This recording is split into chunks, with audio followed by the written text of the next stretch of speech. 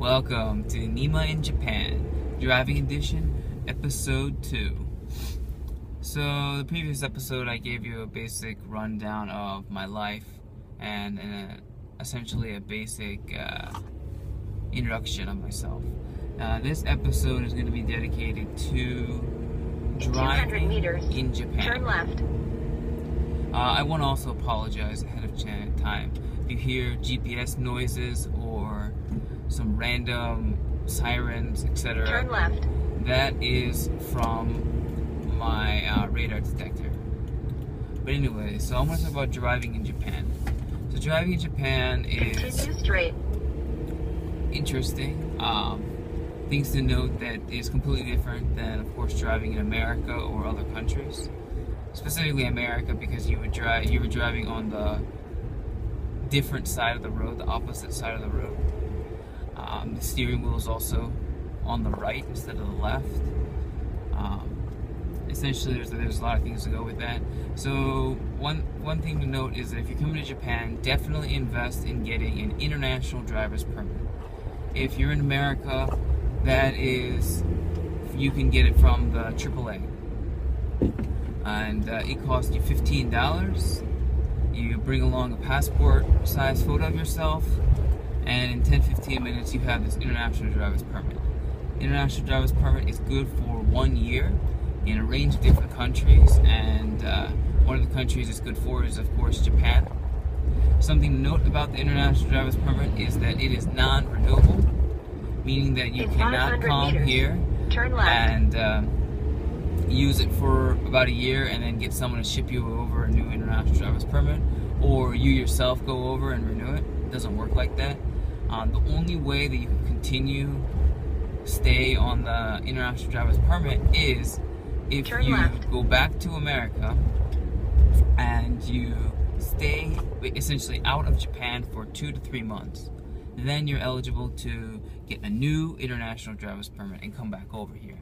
But for the majority of you, if you do live here in Japan, when you go back, you're not going to be going back for 2 to 3 months. So that's just, it's not applicable.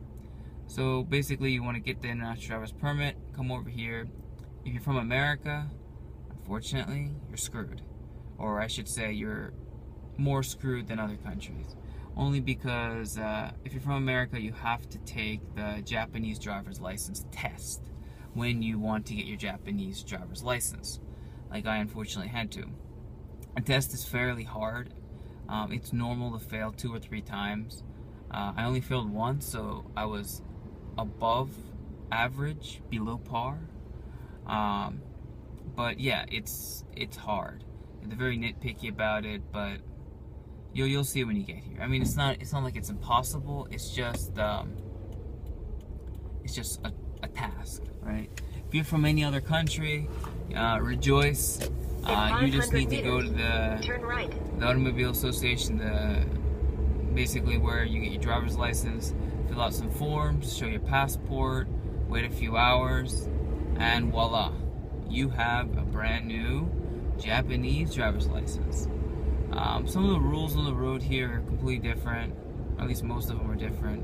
Of course, in Japan they use kilometers instead of miles, and the average road is 50 kilometers an hour, which is like 40 miles an hour or something.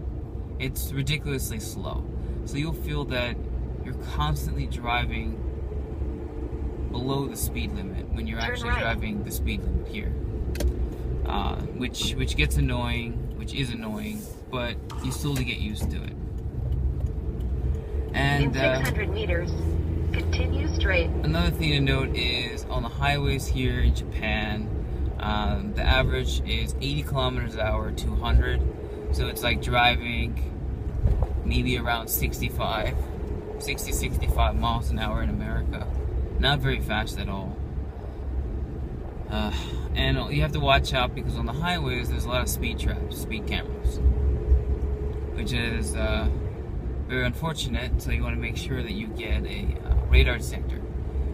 Police radar detectors are completely legal in Japan. They sell them in normal electronic stores and car stores. So I would highly, once again, highly recommend investing in one of them. Maybe in the future I'll talk about my experience with speeding, but that would just be too long for this video. So if you're interested in knowing about my speeding incident, then comment below, and I will post a video dedicated just about that. Another thing to note is driving in Japan, the traffic lights are completely different, meaning sometimes you'll have 6 rows of lights, right? So you'll have one green, right, and an arrow pointing one direction. So that means you can go, but you can only go in that direction. Turn, go straight, turn the other way. 300 meters, turn left. So it's very peculiar. You always have to follow the arrows, not necessarily the light. Another thing is, when you want to go on the highways, you have to use, you rather have to pay toll roads.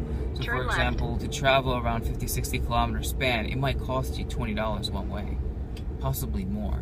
Now, if you have what's called an ETC card, which is the equivalent in America as an Easy In Pass, 300 meters, then you can get turn 20 right. to 50% reduction, especially on the weekends, or early bird specials, which is before 9 a.m. You can save quite a bit amount of money.